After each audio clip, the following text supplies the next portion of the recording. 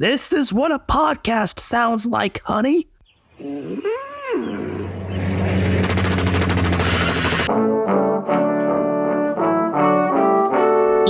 and Benjamin Castle are Americans. Watching the footy. Liam Ryan saying, kick it my way, I want to jump over the pack, and here he comes! Ryan! This is Buddy Franklin! This is the greatest showman! Got the handball off to Myers. Myers looking for the lead of Stengel. Gee, they're good. Gee, they're sharp. Razzle dazzle Rioli. Oh, who else? McDonald! From inside the centre square. Boys kick the goal. Boys kick the goal. From inside the centre. I can't believe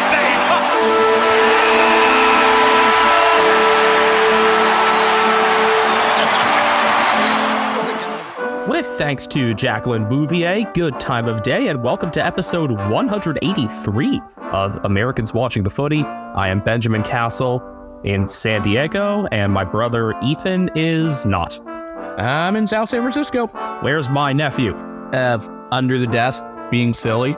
Happy 150th birthday to the Sydney Swans. We're recording this on Wednesday the 19th, so that's appropriate there. Have the Giants commented on it yet? Probably. I know we're going to see them in charcoal. Ooh, I guess that's kind of just been the Sydney Derby go-to. Yeah? They need to wear them more. Let's see. At GWS Giants.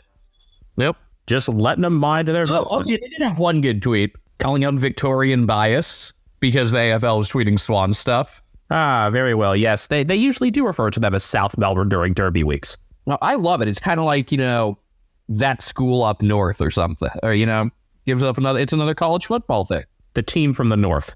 I think that school up north is Ole Miss. I forget. There's a lot of those, though.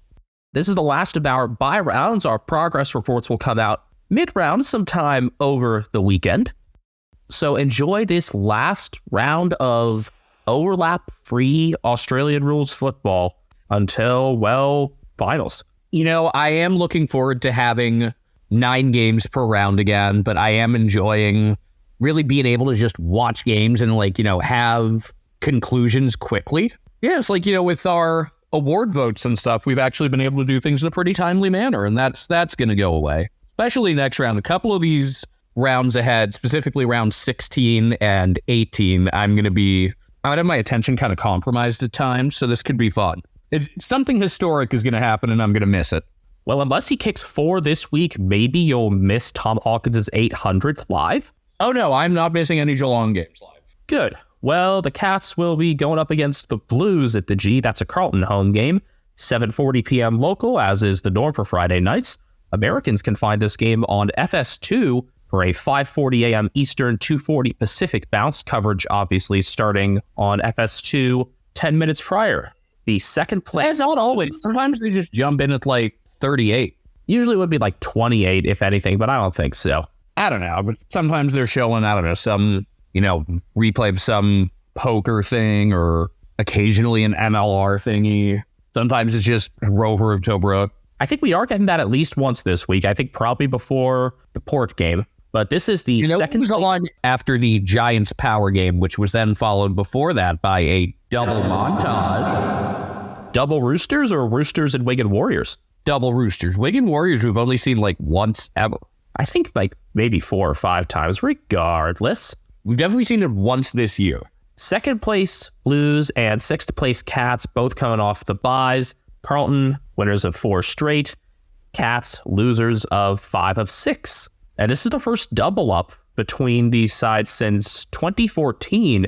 And that was back when Geelong still had some home games at Marvel and swept that double up. The first meeting was a 13-point Cats win back in round 7 before nearly 88,000.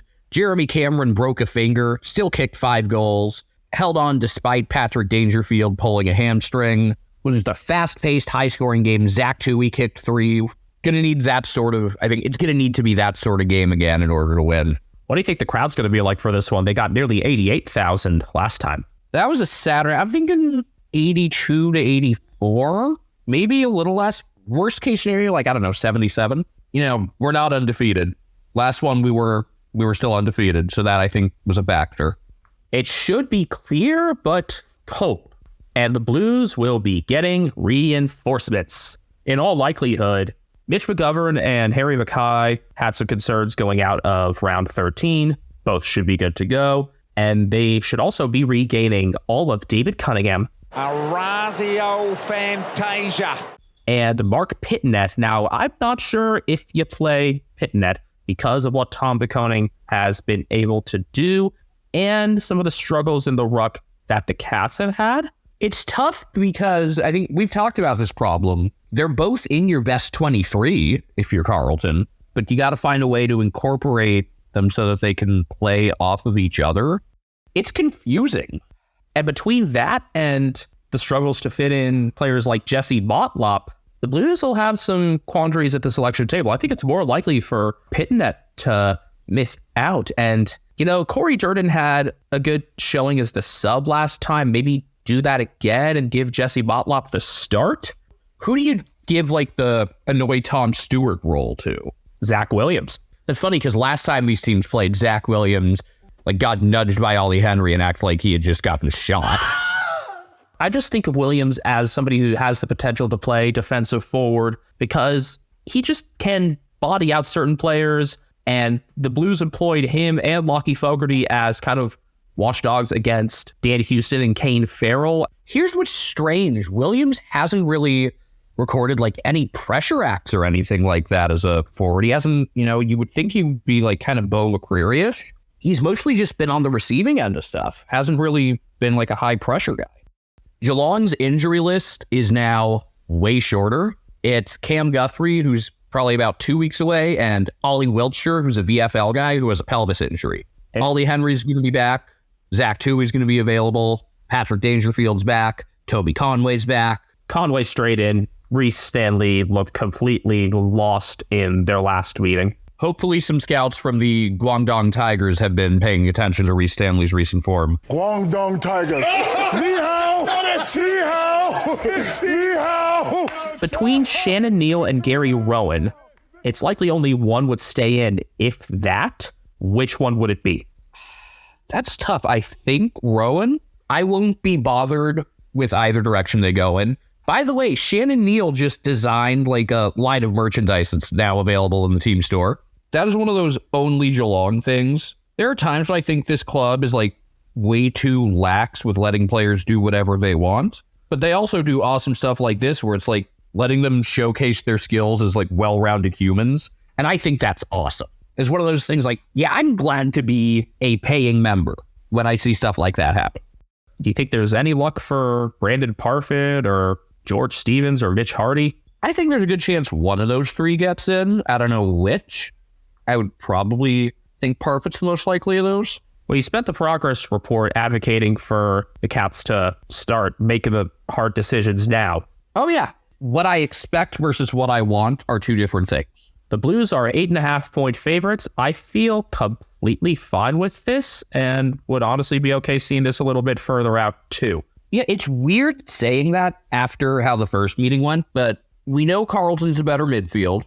We know they're probably going to dominate clearances. I don't have much confidence in any Geelong tall defenders right now, so that could be a big game for Mackay or Curnow or both. I think Tom Stewart rounding back into form is the most likely between him, DeConing, and Jack Henry. Although Jack Henry did give Charlie Curnow trouble the first time they played. That was, one of his last good games? One of his only good games this season. I think you're going to need another high-scoring game to win, or maybe you get lucky off of, some inaccuracy from Blues forwards. The other thing I could see going right, because I think more things have to go right for Geelong than have to go right for Carlton. Maybe this is where Mark Blitzoff finds his form. He's just been kind of pedestrian this year. I was hoping to see Blitzoff get a fair split of things 2 rounds ago, and he hasn't gone into games as much. I think getting him some ruck involvement early and just getting him to actually touch the Sharon a bit would spark more. I was going to make this reference about another player as well, and I forget who it was. Maybe it'll come to me as we go along, but you remember the video about the Terrell Pryor problem the Cleveland Browns had? Yeah, the John Boyce video about it where Pryor was the best receiver and therefore they couldn't really put him in at quarterback. Yeah, it's like with Blitzovs, it's just like, where do you deploy him? You know, you only have one queen on the chessboard. I think the best thing to do is, well, you give Dangerfield one of Cripps or Walsh, and I think Blitzovs takes the other.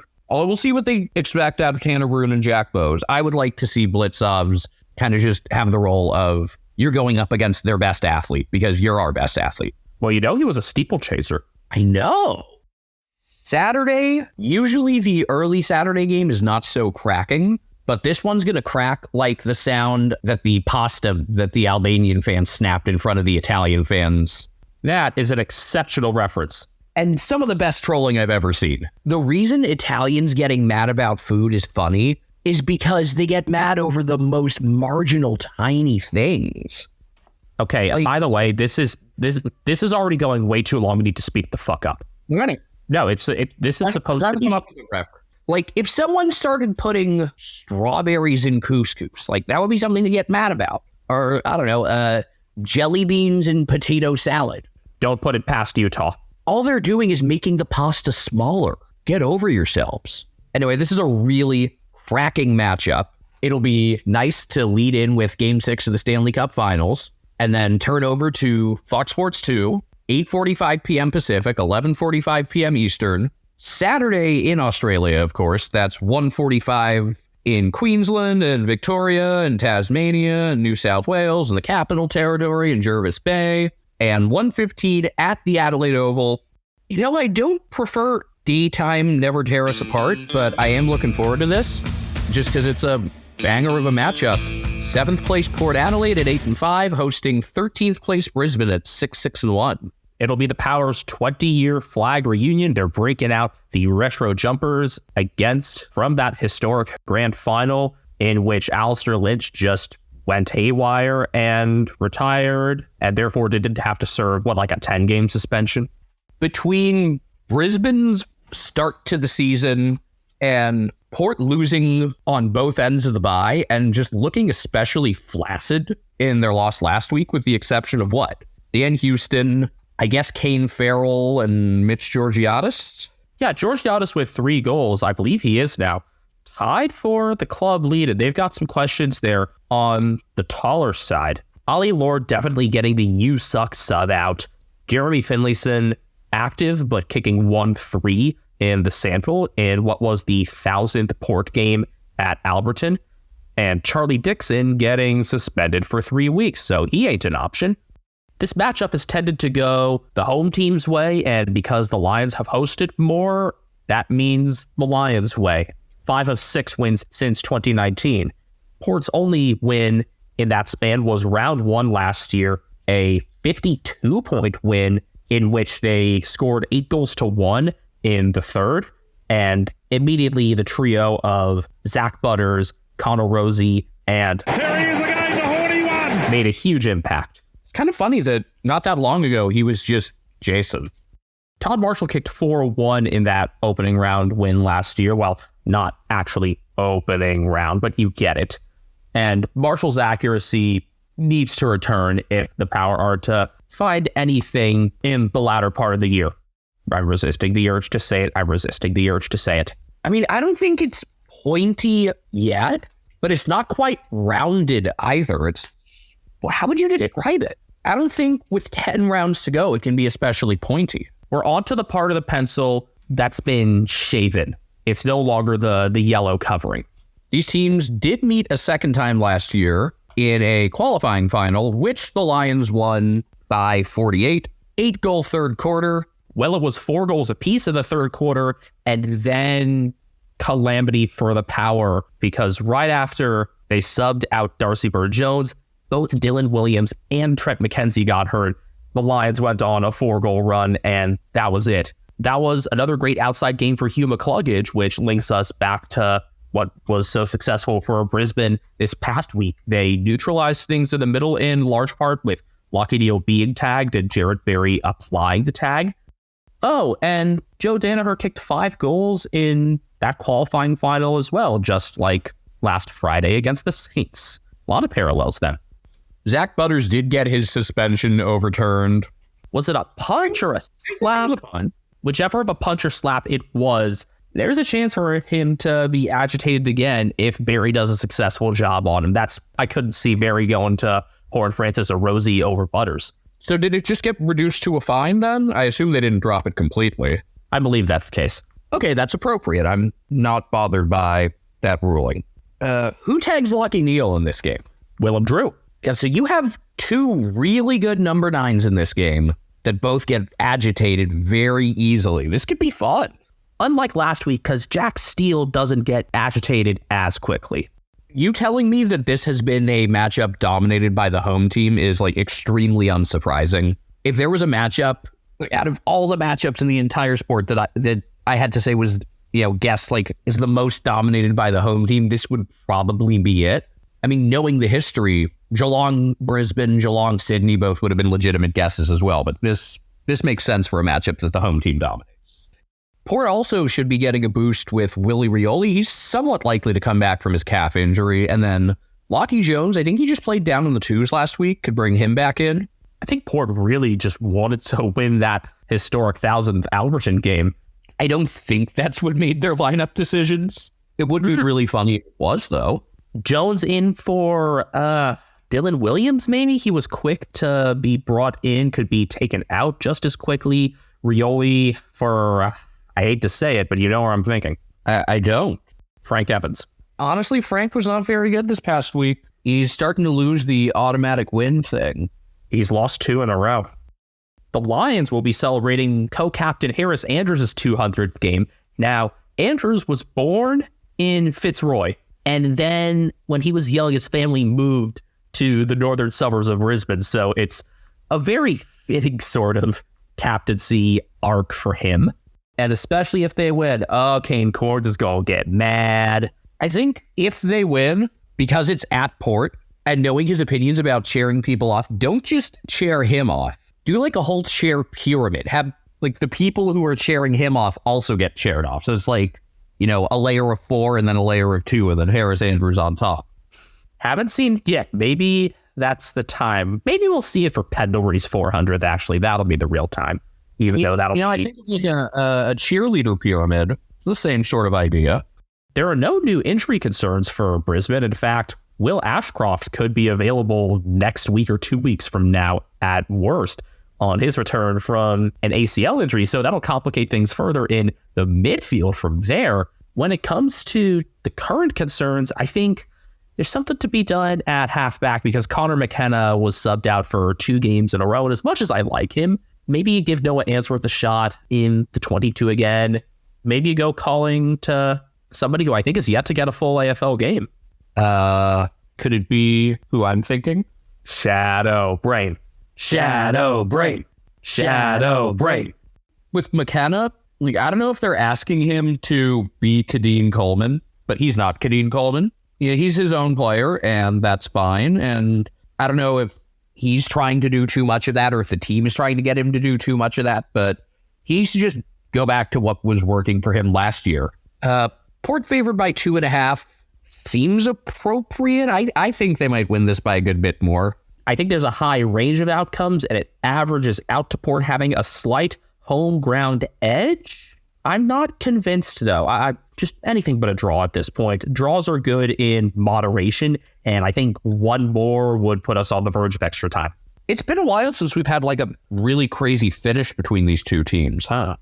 Last time it was within a goal, or even within single digits, was 2018 round 3, a 5-point power win at home. Yeah, so we're due.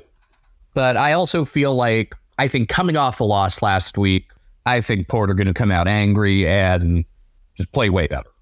The middle Saturday game, a nice twilight game, is Sydney Derby 28 at the Showground. How terrible will the crowd be? What was it last year when they played there? I remember it being decent, but still kind of underwhelming.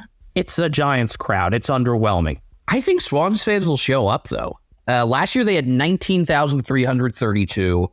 I'm not one to just automatically say, fans are bad for not showing up, but what is your excuse right now if you're a fan of either of these clubs? You've got a really good team. They did get a Sydney Derby home and away record in round 8, the 29-point Swans win there. They got a little over 40 for that. So there's hope, but considering the venue, I'm not entirely optimistic.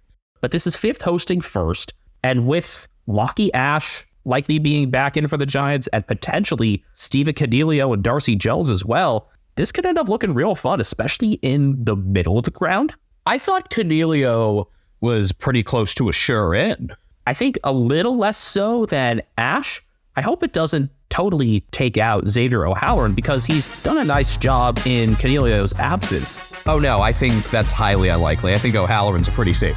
Maybe if you're trying to manage Coniglio on his way back, that's another way to do it. Just have O'Halloran automatically be on when Coniglio is not. I'm going to continue to say, though, that Josh Kelly, to me, appears to be the most important member of the Giants' midfield group. And I wonder if James Jordan might try going to him. That actually would make some sense. You know, there were a few games this year where you had gone on about Josh Kelly and I hadn't seen it. I saw it this past week, especially on rewatch, kind of as that link towards the outside. He was able to spread things around. His field vision was really good. That's what he's always been. And more attention goes to Coniglio because he's always been the one to get more press there, and Tom Green for just being right there at the contest. But Kelly's the one that unlocks more of their movement, especially their spread. The Giants will be without Nick Haynes after he did his hamstring. That's one where Ash coming in, it's not quite like for like, but they line up in some similar spots. I would think Toby McMullen's a pretty obvious out. He's been the sub. Ash coming in, that's appropriate because Isaac Cumming rehabbed from his hamstring injury, so there's something else there. And Shocker, who was potentially the best for the Giants in their reserves game. James Fietling. At least his removal from the lineup this time wasn't completely unmerited, unlike the first time. I think it was more a positional thing rather than skill being down. He's done well as a sub a couple times. If you can't find room for him elsewhere, nice spot for it. I mean, who else do you take out, though, if, like, even to get Darcy Jones, it was going to be tough. I guess Ryan Angwin is one who could come out, but that's not like for like at all. Yeah, Angwin could put on some pressure on the outside, which I've liked. I think it was pretty noticeable starting from his first game of the year might have actually been the one against the Cats. I mean, Aaron Cadman got subbed off this past week, but I think you like having him in as a tall target. I think that was more just a chance to be more mobile in the last. I don't think there's any chance that Cadman gets left out. He only had 4 disposals, but he was like present in a lot of important forward 50 stuff, similar to what Cal Sherdier's done. It'll be tough for anybody to be taken out, but I imagine you would get Ash in right away, along with, of course, Coniglio. Ooh, who does Toby Bedford go to? Because we know we can tag. That's tough. I'd lean Heaney over Warner, I will say with some level of confidence. For Sydney, not too many new injuries to deal with, really any. Maybe Robbie Fox gets back in. He's been out the last month or so with a shoulder injury. You know, Matt Roberts and Braden Campbell are kind of fighting for that last spot. And then it's tough for like Joel Hamling, who's played really well in the twos, to get in. And that's just, you know, these are good problems to have. And, you know, this is the suffering from success. I don't think you're going to really change things up forward when one of them kicked 9. No, I think the only thing that you would change would be, and I don't think this is a game you do it for, but, you know, at some point you manage somebody, even though it's a mostly young team. You might get to a point where they just, knowing that their position as minor premiers is in pretty safe hands, you start to manage just like one guy a week, or you can just defer to anytime someone has like a really minor injury, you can take them out. Fox being in the 22 or 23 is a question there because he was the sub last time and that worked against the Giants, that is.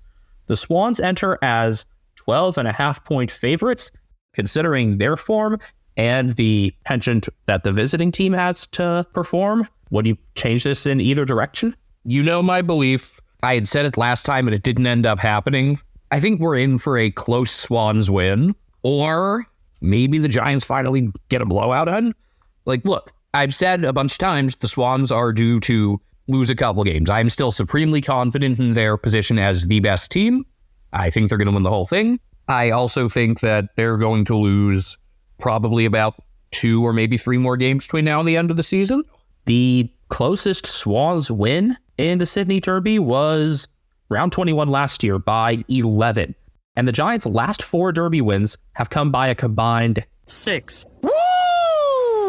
I feel like that trend is due to get fucked, yeah? something's gotta give. I also think the Giants are going to come out, try to get under their skin and start shit up. Just try to get off to a better flow than when they played last time, because they just got beat pretty handily. Their last showground Derby win was 5 years ago. Yep, crowd will be disappointing. Light rain in the forecast? Light rain indeed. You know, Benjamin, 78% of our listeners are between 18 and 35 years old, so they probably want to start a podcast like we did. How did you know that number, Ethan? Thanks to the analytics we have for Spotify for Podcasters. Formerly known as Anchor, sorry Frio fans, Spotify for Podcasters has tools that allow you to record and edit your podcast from your phone or your computer. No fancy software needed. It's so easy you can edit it while drunk. And Spotify for Podcasters doesn't just allow you to upload to Spotify, you can also distribute your podcast on platforms like Apple, Stitcher, and more, just like we do. Best of all, it's completely free. Not only is it free, you can even make money from listener support or ad revenue. Hint, hint. Download the Spotify for Podcasters app or go to podcasters.spotify.com to get started today. We're on Twitter at Americans Footy. You can also find us on YouTube. You might even be watching us on YouTube. I mean, the numbers there aren't great, but it's nice to have the option. Accessibility. You can also find us on Instagram at Americans Footy. You can find me on Twitter at Castle Media. You can find me at BenjaminHK01 and find my nephew on Instagram at @catnamedGryan. He's been talking to just like all the time lately. It's great. Oh, Saturday night. Gotta say, I'm glad that we've got 4 TV games in the US out of the 6, and FS1 for Sydney Derby is a big plus there. Just the order of some of the games doesn't quite make sense. Oh yeah, Melbourne and North, Saturday night at the G. That's not the first time this has happened. When I think of this game, I just think of Tasmania. Well, that is where they played last year. One of their meetings last year, yes. You know what? The round 7 meeting last year at the G, which the Demons won by 90 points, was a 7:25 local start. Was that also during a bye round? Round 7? No, sir. Melbourne kicked 8 goals to 1 in the first and had control from there. Bailey Fritsch kicked 4. Tate Chandler, Kazi Pickett, and the clear best on ground, Christian Petrarca, kicked 3 goals each. I think it's pretty desperate at this point for Chandler to get more involvement. He was surprisingly quiet for my standards in the King's birthday game. You've got this ability there with these mobile forward targets on the small end, and if you bring in, for example, Colton Thilstrip, it could be the case for the medium to tall group too. Play off Jacob Van Rooyen, use his and Harrison Petty's size for what it's worth. Round 21, these teams got together down at Blundstone Arena. North led 35-9 after a quarter, then 56-52 at half, and then the D's really poured it on. There was a 7-goal run between late in the second and early in the third, and they led by 28 after 3 and won by 32. I remember Alex Neil-Bullen surprisingly getting 3 goals in that game, and Angus Brayshaw got his last 3 Brownlow votes. You know, it's funny. At the time, like Alex Neil-Bullen doing stuff seemed like surprising. Well, he'd been consistent, like kind of a 1 goal a game guy. So seeing him pop up and kick 3 for the first time in 5 years was pretty notable. Now, though, his involvement is a necessity and maybe even more at the source rather than being one of the next guys up. I think there's something to be done there between him and maybe Tom Sparrow, because Christian Petrarca can only be made up for in the aggregate. Even Clayton Oliver returning to top form and Jack Viney being better, I don't think that might even be enough, because that's 2 players, and 2 players who would already be near the top of game plans. Oliver has been there. He has not been anywhere near the player we know he can be. I mean, he's been really pedestrian this year. He's down more than 5 touches and nearly 2.5 tackles a game. It can't stay that way if Melbourne are any hope of even sniffing finals, really. They're sitting in 11th.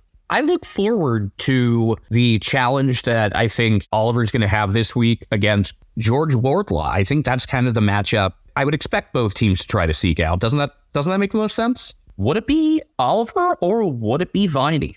I think in part it will depend on whether or not Luke Davies-Uniacke is good to go, because he had an MRI on, well, something according to Sam Edmund. We don't know what? Undisclosed. But that could be really fun, because that could seriously be anything then.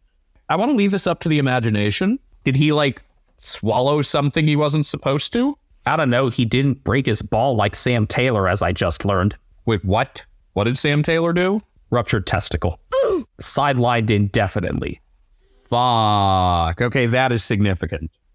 And of course, we find this out right after we do our Sydney Derby preview. We're the ones inconvenienced here, not the guy, not the team, not the guy whose testicle is fucking exploded, but us. Why won't anyone think of the podcasters? And just as Jack Buckley had gotten healthy too, and it seemed like the Giants were back to full health and defense, it just can't stay that way. Well, Lecalier is clearly staying in now and will have an even more magnified role. Brian Harambe just came in to the room, presumably to tell me about the Sam Taylor injury, but I beat him to it. That's definitely what he was doing, right? I mean, I beat you to it as well. Yeah, but you're not here. Maybe he heard me. His hearing's pretty damn good. Yeah, I'd like to imagine that Luke Davies-Uniacke, swallowed, ate something that isn't food like a little kid would do, and that's why he got an MRI. He swallowed somebody's keys. Followed by an all-new Dad's Keys. They're also going to be without Callan Dawson, not that he had been playing especially well. He's got a game for elbowing Braden Maynard in the head. Accepted.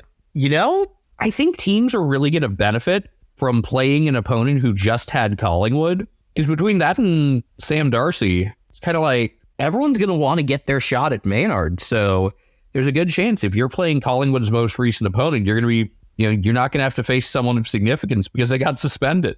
Even with McKercher in, there's a chance that midfields will both be shorthanded between the question on LDU, whether or not Jai Simpkins able to get up for this game after being a laid out last week.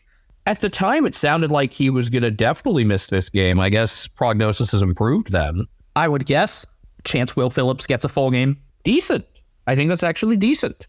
I want to learn something about Colby McKercher because he's been in a pretty inconsequential role. You know what? Phillips, Tavini, Wardlaw, and Oliver. I like that.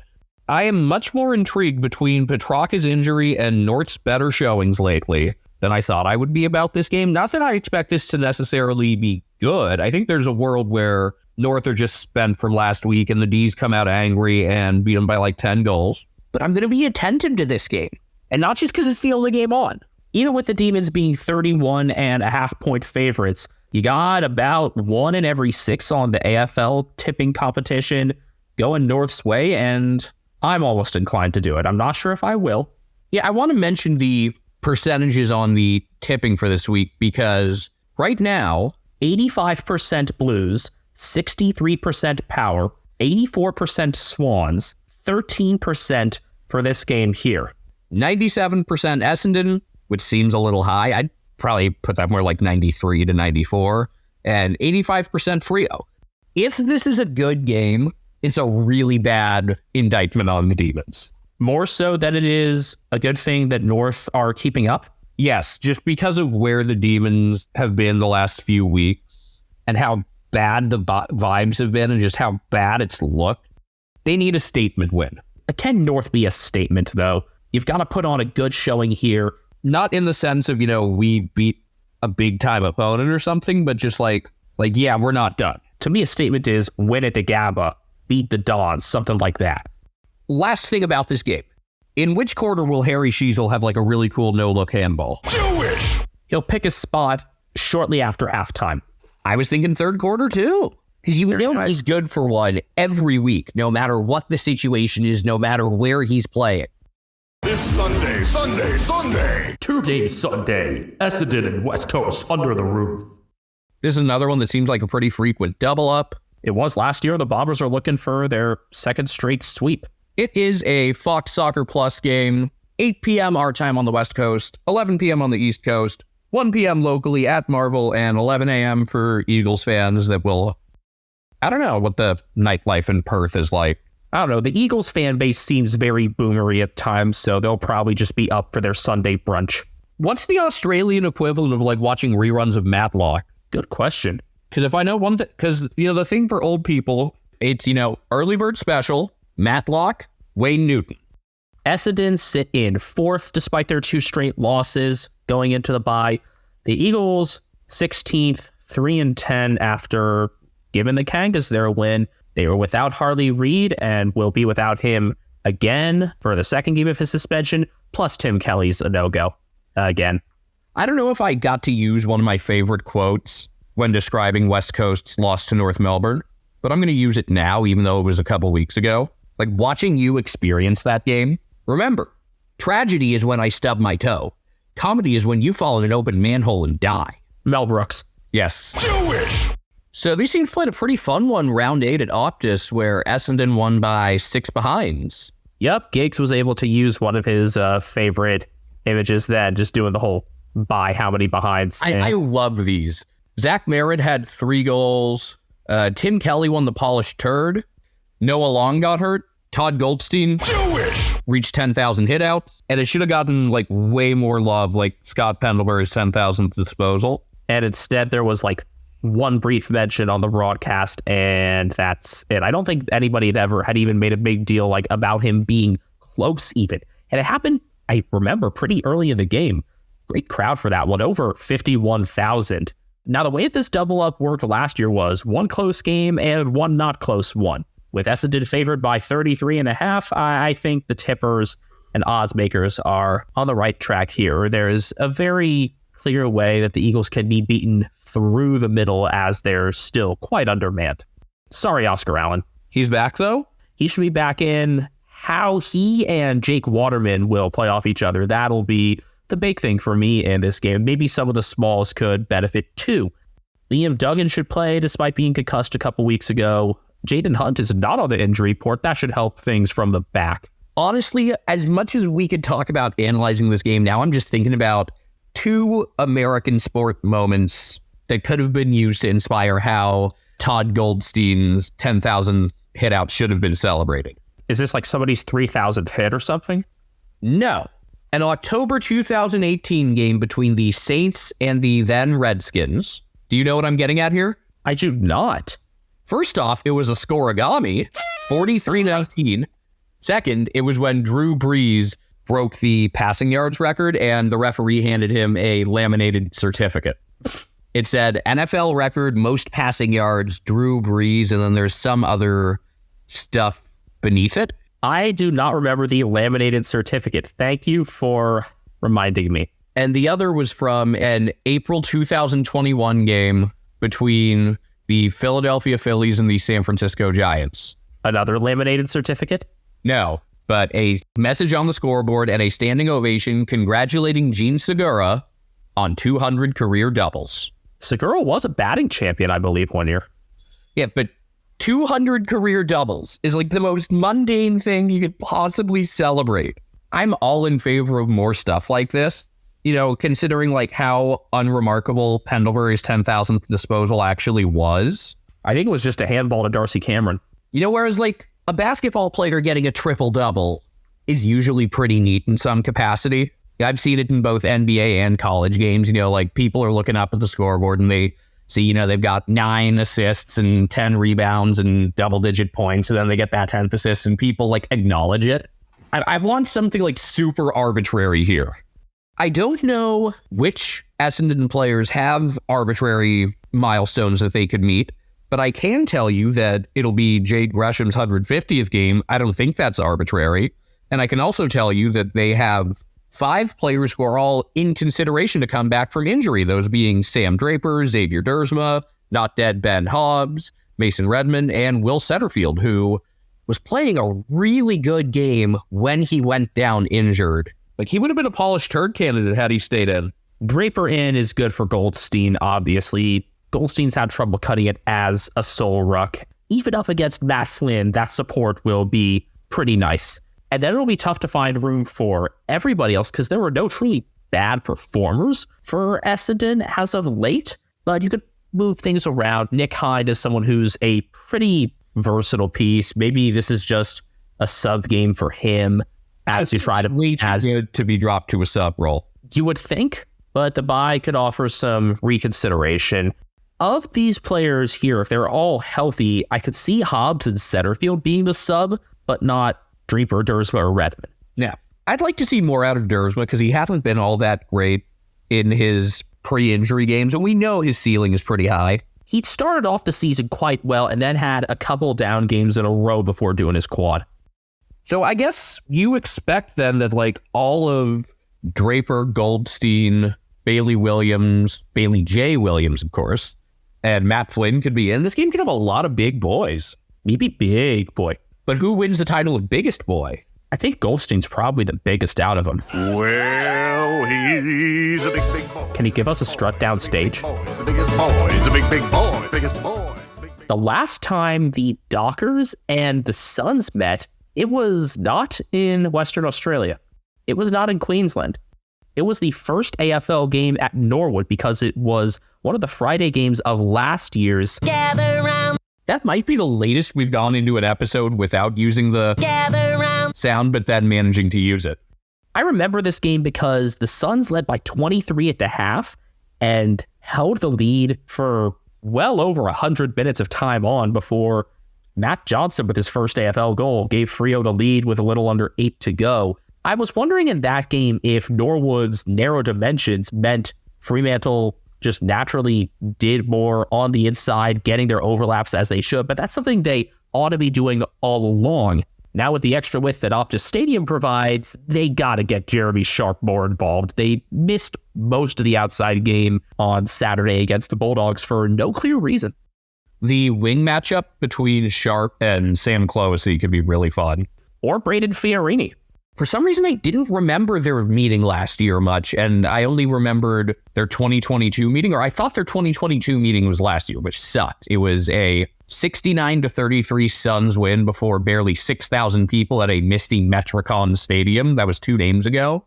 Did you know that in 2018, the Suns had their biggest home game crowd ever against Freo? What was the occasion? Oh, they just had to move it to Optus Stadium. Why was that? Was it a field conditions or scheduling thing or calm games? Ah, okay. But yes, a technical Gold Coast home game at Optus Stadium got 33,388, and that is their largest ever home crowd. And barring any major changes, it'll be that way for a while. Just a that doesn't even count, because that was obviously a Freo crowd. Unless they had a bunch of Eagles fans show up, just like trade your blue for red and keep the gold. I think that would have been... Well, the Eagles then drew 54,500 a day later. Man, there was a time where the Eagles beat Geelong? Wow. I don't think that's happened since, 2020 maybe? Anyway, we know that Michael Walters is hamstring and is out 3 to 4 weeks. Opportunity for probably one of Tom Emmett or Cooper Simpson. I will advocate for Emmett for pressure here. Heath Chapman was laid out last week with hamstring awareness. I had wanted Carl Warner to get another game. He got it. He wasn't that good. That's probably an easy switch. And then you have the guys on the periphery, Corey Wagner, Will Brody, Neil Erasmus. We've kind of put these names here for a while, and barring any injuries, I don't see those changing anytime soon. Now, will any of those players look to go elsewhere? Because Wagner is out of contract, and he's bounced around. He's kind of on his second go in the AFL already. Erasmus is signed through next year. Where's he from? I believe he was raised in the West. Yeah, Subiaco, by way of Johannesburg. Oh, okay, because I remember Rudy Edsall saying, he's got like the most South African cricketer name, and then it's like, I get why. Yep, played district level cricket in WA after moving from Johannesburg. The Suns could be getting back Jared Witts. I think that's more on the likely side there. Not that Ned Boyle has done anything that badly. It's just you put Witts in there ahead of him, and those two are mutually exclusive. I know Moyle is a name that people have been linking to the Crows, I believe, as they're looking for a better ruck solution. I like the thought of a tandem of him and Riley Thilthorpe. Just two big fucking dudes that we like. He is from Victoria, in case that matters. Will Powell, in all likelihood, will be back because I don't think he'd play in the twos after it was a non-injury absence. The real watch for Gold Coast, perhaps even more so than on Wits, is Ben King and his knee. He does not get the ASMR treatment. No, but he does get the Barenaked Ladies treatment. It's Ben. If he can't go, he got plenty of taller options. On the older side, there's inaugural son Sam Day or the wrecking ball that is Levi Casbolt. Imagine Casbolt and Jed Walter together. I think any and all defenders would be scared to go up for anything, even Alex Pierce. Yeah, I would think Day is the more logical one. I thought Day looked really good in the Geelong game, actually. I think that was just a pure depth chart situation there as to why he couldn't stay in. So he'd probably be first up. I mean, his last game, he kicked 3-1. However, if you're a little uncertain with Wits, that's where Ethan Reed would make sense because he can also fill in his ruck. And Casbolt could pinch hit too, but I would rather see him get a game into Reed if so. So watches in the twos. Jai Farrer hasn't gotten much opportunity as of late, and Malcolm Roses did his hamstring pretty early on in the season, played 2 games at VFL level now, and I would imagine it's about time for him to come back. Yeah, he's one you got to get in there when he's healthy. I think the combination of him and Michael Frederick, you could have some really fun, like, quick forward play on both ends. I also just think of him as doing his work along ground level. Both inside and out. Frederick can go pretty laterally also. That could be fun. I mean, that could be even a matchup that you follow on the Oval. I would not usually go into this game with this level of excitement, but between these individual thoughts, the running ability that both teams do have if they choose to use it, which neither of them did in their last games for nearly enough, and the fact that this is 8th versus 10th, I'm very intrigued. My big question for this game is how do Sexton and Powell handle the pressure from guys like Frederick and Switkowski? I think that's what's going to determine if the Suns can hang in this thing. I mean, the most likely scenario is a pretty ordinary 70-50 Dockers win where it's the Suns on the road. Well, the Dockers are favored by 15.5. I think I'd push that out a little further, but I also get this feeling Freo is due for one very illogical home loss each year. It's a matter of pace also if you're thinking about the spread because however quickly the Dockers choose to operate, the Suns will likely just play to that beat. Yeah, that's what I didn't like about their game against the Saints as it went on, is they really just played into the Saints' hands. Well, maybe that's where the inclusions of Roses and Powell could help to kind of break up some of that. Ethan, as we wrap up here, I need you to make your pick for round 15's main character. By the way, our round 14 poll remains live on Twitter. Dustin Martin has a bit of a lead right now over Joel Amarty with Nick Dacos and Alistair Clarkson behind. I don't know if you can hear, but Brian's kind of going nuts in the background. He's just running laps around my room, jumping up and down off the bed. He's played with the doorstop. He's attacked the shower curtain. This is fun. Main character. I want to come up with something good, but actually possible. Well, while you think about that, give me yours. First and foremost, we got a mid-sized potential forward look debutante coming for the Demons in the form of Kynan Brown. Debut confirmed or possibility? Debut confirmed, the son of Nathan Brown. Not that Nathan Brown, the 10-year Demon Nathan Brown. I think his tips are probably better than the other ones. Giggity. I want to know how that compares to Tucupita Marcano's parlays. He was just given a lifetime ban. What does BANNED mean? You're fucking banned, but I don't have a guitar or drums. From Major League Baseball for betting on games. He lost 95.7% of his bets and went 0-25 on Pirates parlays when he played for the Pirates. Well, Kynan Brown, I remember actually doing some good things in the preseason, kicking a couple of nice pocket goals, and I mean, that's definitely the sort of spark that the Demons need. I'm not going to make him the main character, but I feel like this would be an occasion for Kazi Pickett to just go off and say, this is a game and a moment for me to seize on the club's behalf.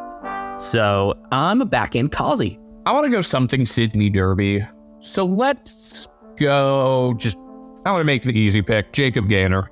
He'll say or do something excellent online, and we'll all be here for it.